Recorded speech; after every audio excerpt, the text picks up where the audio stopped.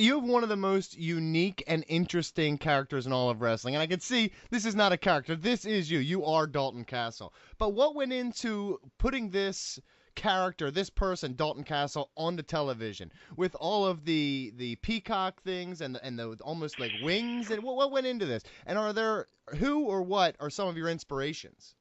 Well, it's been building for several years.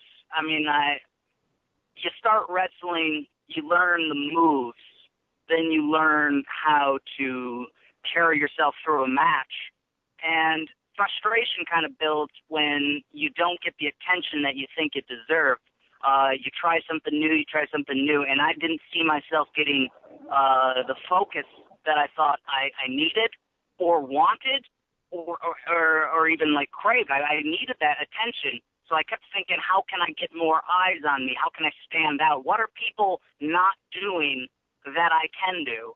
And you add a little bit here. You put on a suit. You add a boy or two, and things kind of fall into place. It didn't just happen overnight. If you're asking what kind of influences paid, like what kind of paved the way, who do I look at? Nobody in wrestling. It's rock and roll.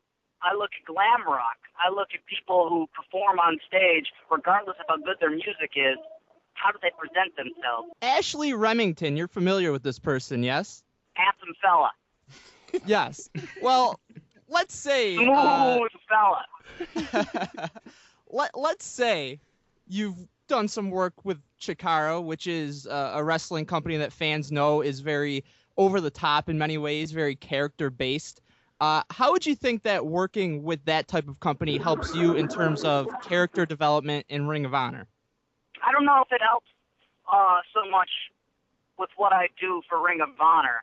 I do know it helps me as a person inside. If you go down one path too long, you can kind of get bored and get complacent. But when you've got an outlet to do something completely different, it keeps things fresh.